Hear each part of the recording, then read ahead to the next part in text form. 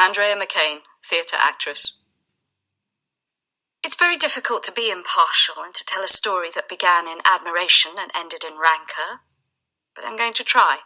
Yes, I'm really going to try and describe the Athena I met for the first time in an apartment in Victoria Street. She'd just got back from Dubai with plenty of money and a desire to share everything she knew about the mysteries of magic. This time, she'd spent only 4 months in the Middle East. She sold some land for the construction of 2 supermarkets, earned a huge commission, and decided that she'd earned enough money to support herself and her son for the next 3 years, and that she could always resume work later if she wanted. Now was the time to make most of the present, to live what remained of her youth, and to teach others everything she'd learned. She received me somewhat unenthusiastically. "What do you want?" "I work in the theatre, and we're putting on a play about the female face of God. I heard from a journalist friend that you spent time in the Balkan Mountains with some gypsies and would be prepared to tell me about your experiences there."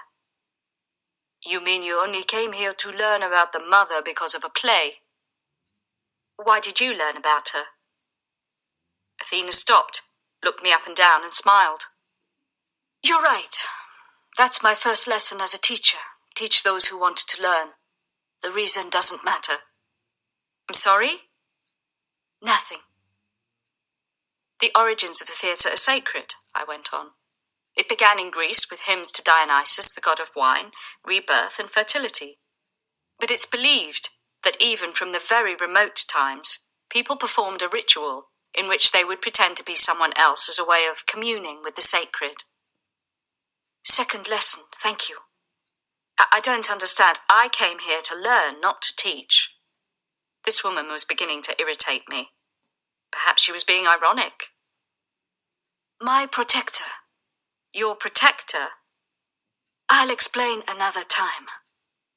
My protector said that I would only learn what I need to learn if I were provoked into it. And since my return from Dubai, you're the first person to demonstrate that to me. What she said makes sense." I explained that in researching the play, I'd gone from one teacher to the next, but had never found their teachings to be in any way exceptional.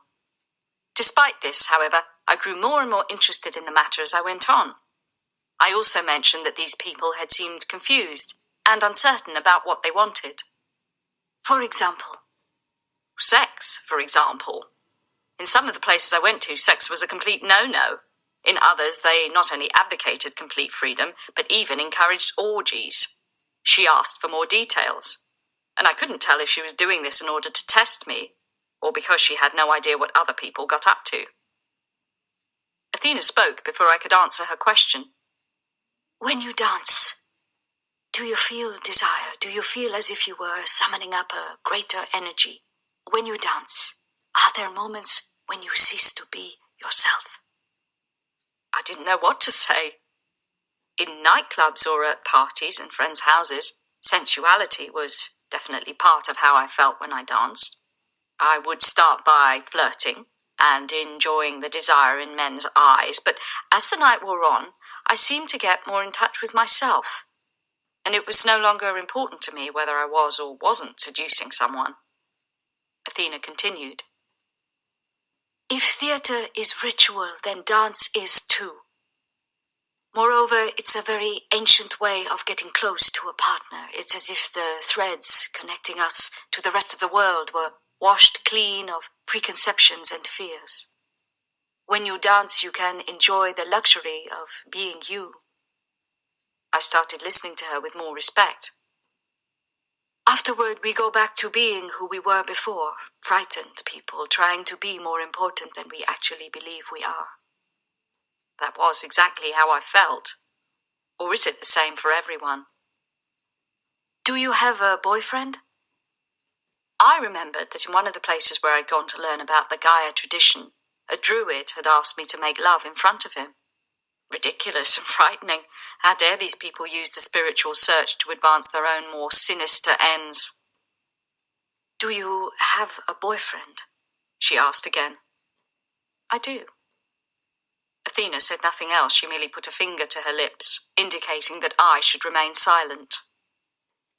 and suddenly I realised that it was extremely difficult for me to remain silent in the presence of someone I'd only just met. The norm is to talk about something, anything.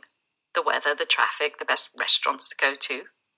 We were sitting on the sofa in her completely white sitting room, with a CD player and a small shelf of CDs. There were no books anywhere and no paintings on the walls.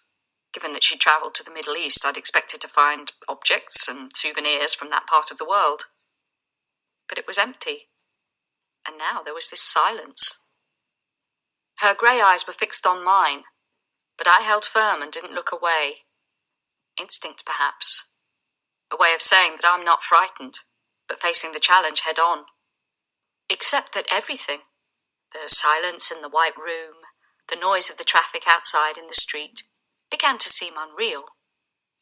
How long were we going to stay there, saying nothing? I started to track my own thoughts.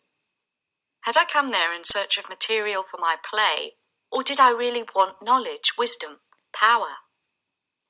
I couldn't put my finger on what it was that had led me to come and see. What? A witch? My adolescent dreams surfaced. Who wouldn't like to meet a real witch, learn how to perform magic and gain the respect and fear of her friends?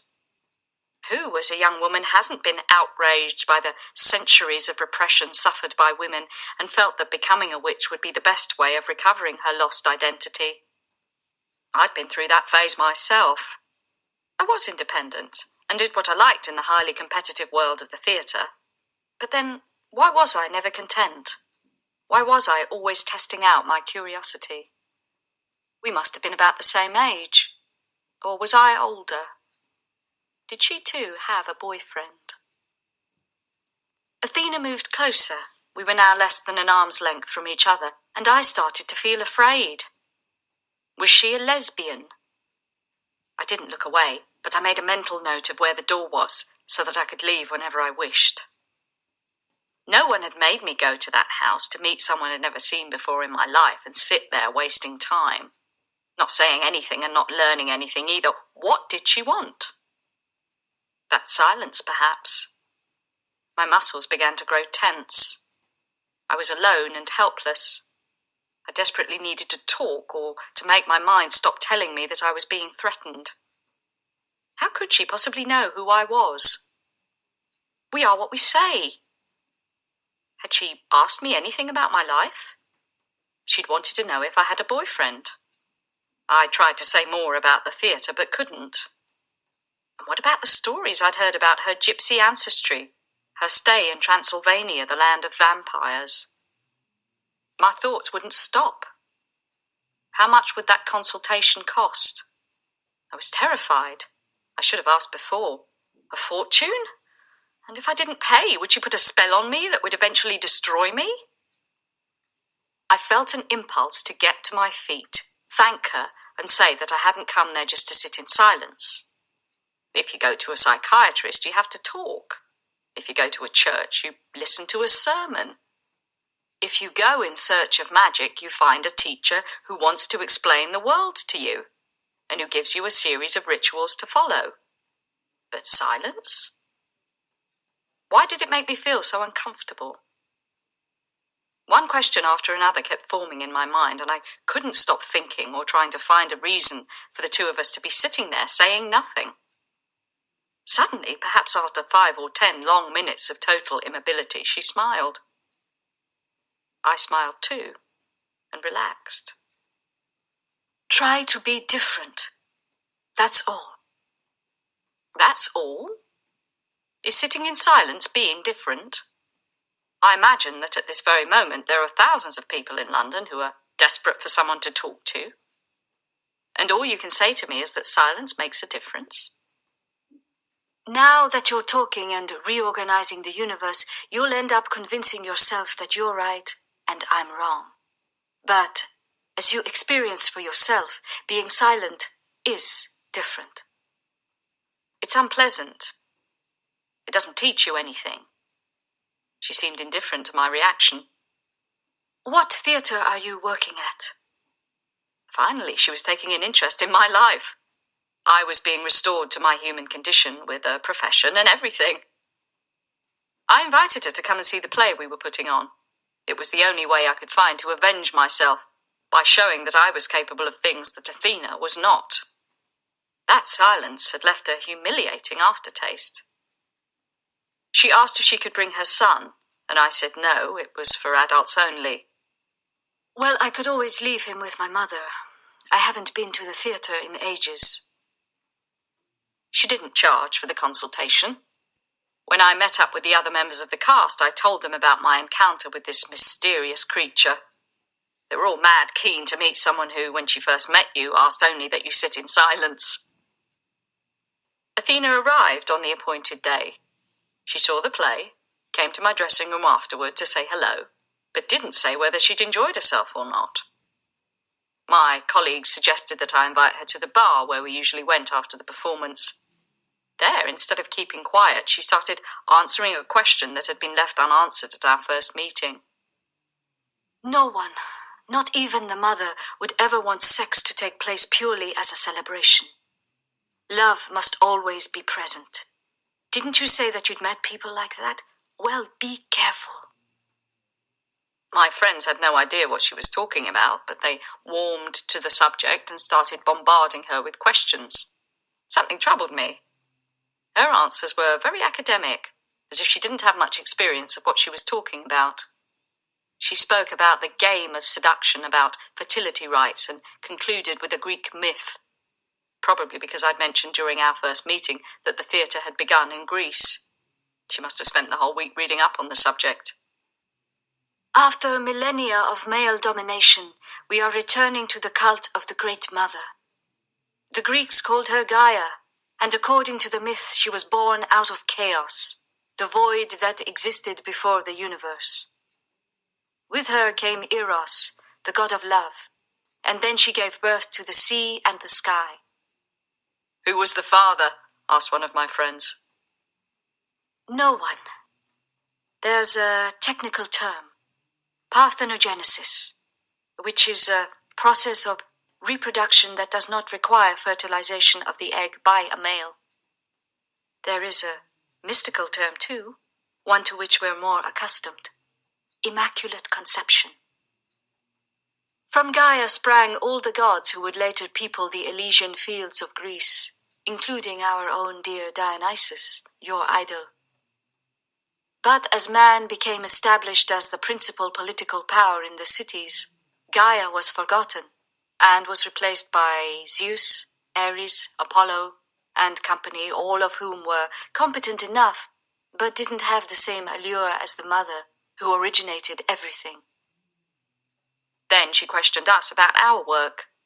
The director asked if she'd like to give us some lessons. On what? On what you know. To be perfectly honest, I learned all about the origins of theatre this week. I learn everything as I need to learn it. That's what Edda told me to do. So I was right. But I can share other things that life has taught me. They all agreed. And no one asked who Edda was.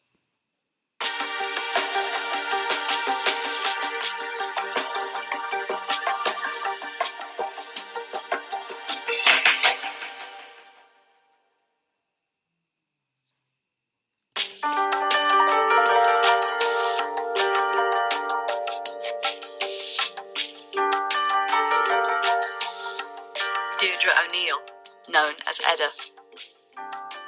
I said to Athena, you don't have to keep coming here all the time just to ask silly questions. If a group has decided to take you on as a teacher, why not use that opportunity to turn yourself into a teacher? Do what I always did. Try to feel good about yourself, even when you feel like the least worthy of creatures. Reject all those negative thoughts and let the mother take possession of your body and soul. Surrender yourself to dance or to silence, or to ordinary everyday activities, like taking your son to school, preparing supper, making sure the house is tidy. Everything is worship, if your mind is focused on the present moment. Don't try to convince anyone of anything. When you don't know something, ask or go away and find out. But when you do act, Be like the silent flowing river and open yourself to a greater energy. Believe. That's what I said at our first meeting. Simply believe that you can. At first, you'll be confused and insecure. Then you'll start to believe that everyone thinks they're being conned. It's not true. You have the knowledge, it's simply a matter of being aware. All the minds on the planet are so easily cast down. They fear illness, invasion, attack, death. Try to restore their lost joy to them. Be clear. Reprogram yourself every minute of each day with thoughts that make you grow. When you're feeling irritated or confused, try to laugh at yourself. Laugh out loud at this woman tormented by doubts and anxieties, convinced that her problems are the most important thing in the world. Laugh at the sheer absurdity of the situation, at the fact that despite being a manifestation of the mother, you still believe God is a man who lays down the rules. Most of our problems stem from just that, from following rules. Concentrate. If you can find nothing on which to focus your mind, concentrate on your breathing. The mother's river of light is flowing in through your nose. Listen to your heart beating. Follow the thoughts you can't control. Control your desire to get up at once and to do something useful. Sit for a few minutes each day doing nothing, getting as much as you can out of that time. When you're washing up, pray. Be thankful that there are plates to be washed. That means there was food, that you fed someone, that you've lavished care on one or more people, that you cooked and laid the table. Imagine the millions of people at this moment who have absolutely nothing to wash up, and no one for whom to lay the table. There are women who say, I'm not going to do the washing up, let the men do it. Fine, let the men do it if they want to, but that has nothing to do with equality. There's nothing wrong with doing simple things, although if I were to publish an article tomorrow saying everything I think, I'd be accused of working against the feminist cause. Nonsense. As if washing up or wearing a bra or having someone open or close a door could be humiliating to me as a woman. The fact is, I love it when a man opens the door for me. According to etiquette, this means she needs me to do this because she's fragile. But in my soul is written, I'm being treated like a goddess. I'm a queen. I'm not here to work for the feminist cause, because both men and women are a manifestation of the mother, the divine unity. No one can be greater than that. I'd love to see you giving classes on what you're learning. That's the main aim of life, revelation. You make yourself into a channel. You listen to yourself and are surprised at how capable you are. Remember your job at the bank? Perhaps you never properly understood that what happened there was a result of the energy flowing out of your body, your eyes, your hands. You'll say, no, it was the dance. The dance was simply a ritual. What is a ritual? It means transforming something monotonous into something different, rhythmic, capable of channeling the unity. That's why I say again, be different even when you're washing up. Move your hands so that they never repeat the same gesture twice, even though they maintain the rhythm. If you find it helpful, try to visualize images, flowers, birds, trees, and a forest. Don't imagine single objects, like the candle you focused on when you came here for the first time. Try to think of something collective. And do you know what you'll find? That you didn't choose your thought. I'll give you an example. Imagine a flock of birds flying. How many birds did you see? 11? 19? 5? You have a vague idea, but you don't know the exact number. So where did that thought come from? Someone put it there. Someone who knows the exact number of birds, trees, stones, flowers. Someone who, in that fraction of a second, took charge of you and showed you her power. You are what you believe yourself to be. Don't be like those people who believe in positive thinking and tell themselves that they're loved and strong and capable.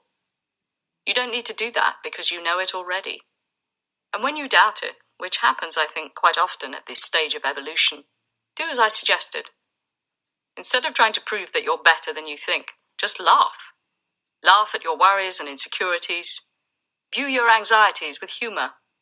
It will be difficult at first, but you'll gradually get used to it. Now go back and meet all those people who think you know everything. Convince yourself that they're right, because we all know everything. It's merely a question of believing. Believe. As I said to you in Bucharest, the very first time we met, groups are very important because they force us to progress. If you're alone, all you can do is laugh at yourself. But if you're with others, you'll laugh and then immediately act. Groups challenge us. Groups allow us to choose our affinities. Groups create a collective energy, and ecstasy comes more easily because everyone infects everyone else. Groups can also destroy us, of course, but that's part of life and the human condition, living with other people. And anyone who's failed to develop an instinct for survival has understood nothing of what the mother is saying. You're lucky. A group has just asked you to teach them something, and that will make you a teacher. Heron Ryan, journalist. Before the first meeting with the actors, Athena came to my house. Ever since I published the article on St. Sarah, she'd been convinced that I understood her world, which wasn't true at all. I simply wanted to attract her attention. I was trying to come around to the idea that there might be an invisible reality capable of interfering in our lives.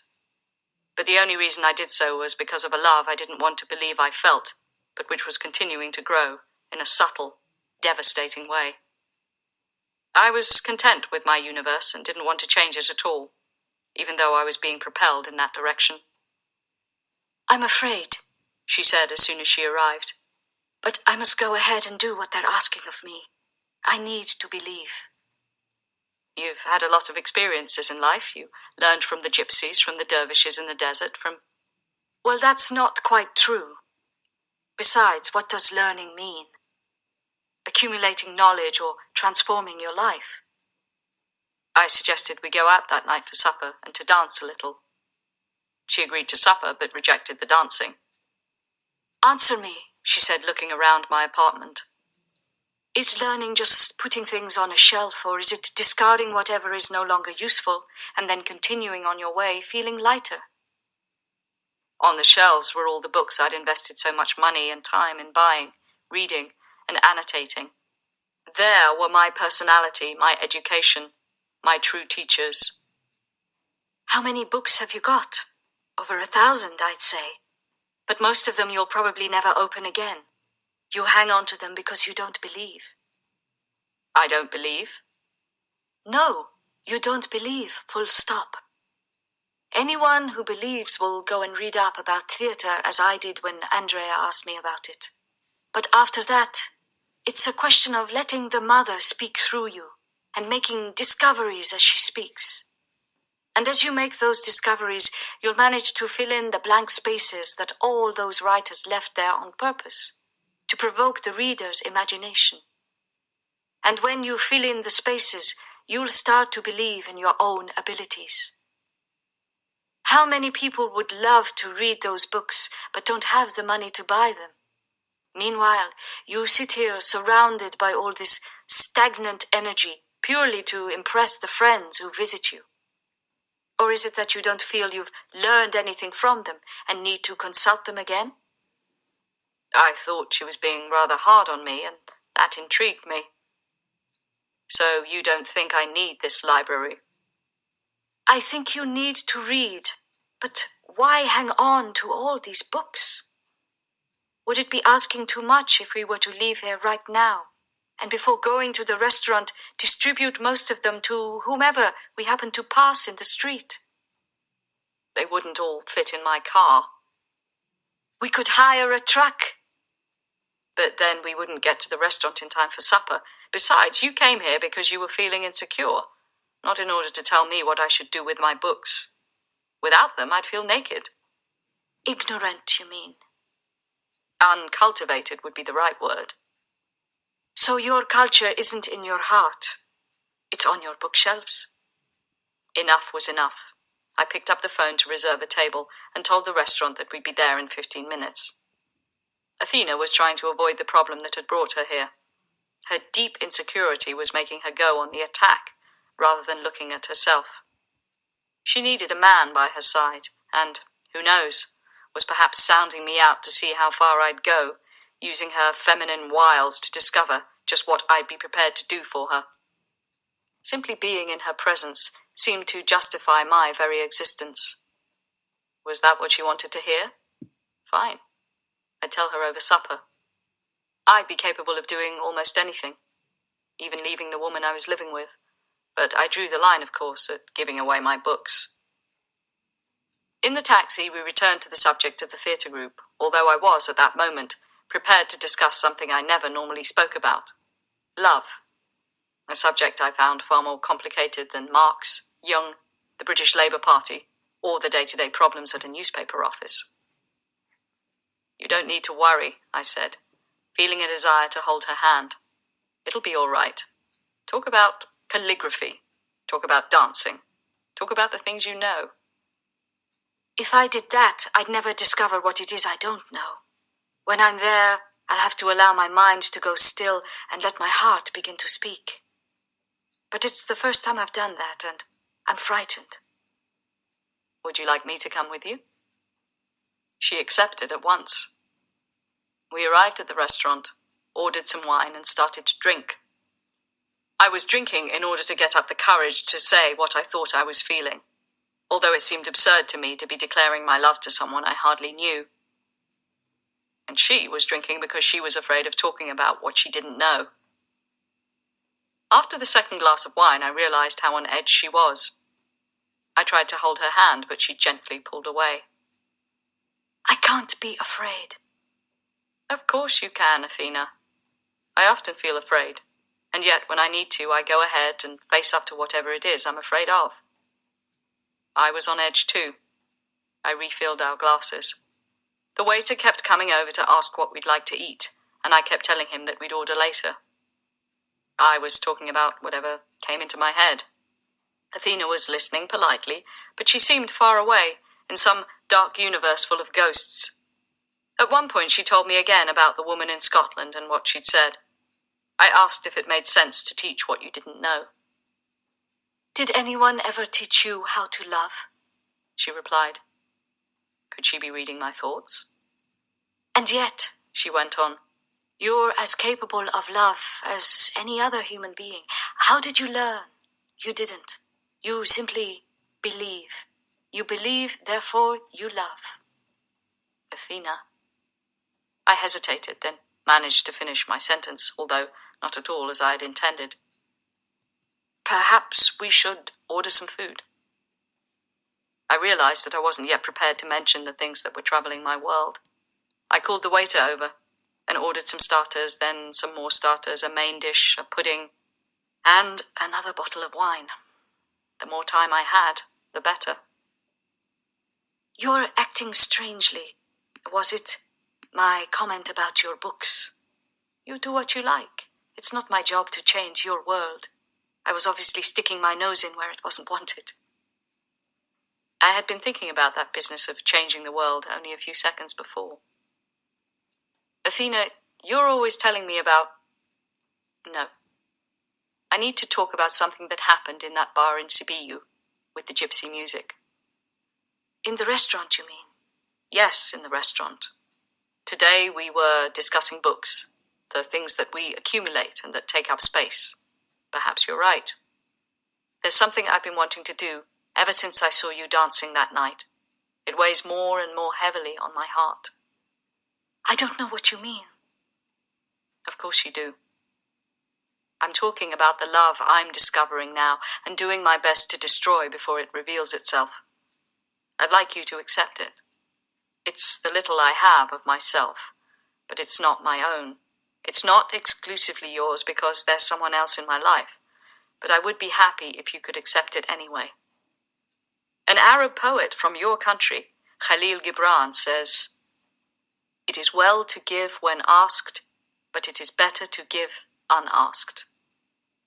If I don't say everything I need to say tonight, I'll merely be a spectator watching events unfold rather than the person actually experiencing them.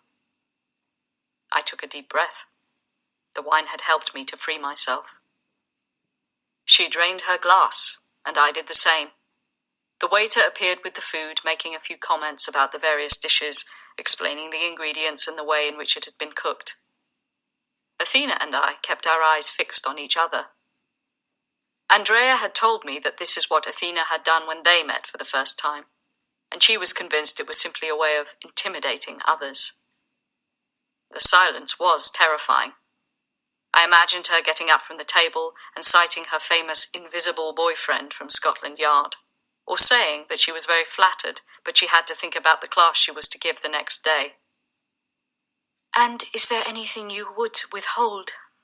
Some day all that you have shall be given. The trees give that they may live, for to withhold is to perish." She was speaking quietly and carefully because of the wine she'd drunk, but her voice, nevertheless, silenced everything around us. "And what greater merit shall there be than that which lies in the courage and the confidence, nay, the charity of receiving? You give but little when you give of your possessions. It is when you give of yourself that you truly give." She said all this without smiling. I felt as if I were conversing with a sphinx. "Words written by the same poet you were quoting. I learned them at school. But I don't need the book where he wrote those words. I've kept his words in my heart." She drank a little more wine. I did the same. I couldn't bring myself to ask if she accepted my love or not, but I felt lighter. "You may be right. I'll donate my books to a public library and only keep those I really will reread one day." "Is that what you want to talk about now?" "No. I just don't know how to continue the conversation." "Shall we eat then and enjoy the food? Does that seem a good idea?" No, it didn't seem like a good idea.